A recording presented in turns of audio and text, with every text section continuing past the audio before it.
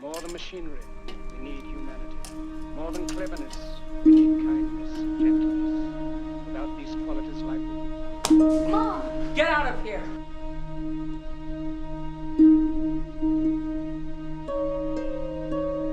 I just want to enjoy my house. Come back tomorrow evening.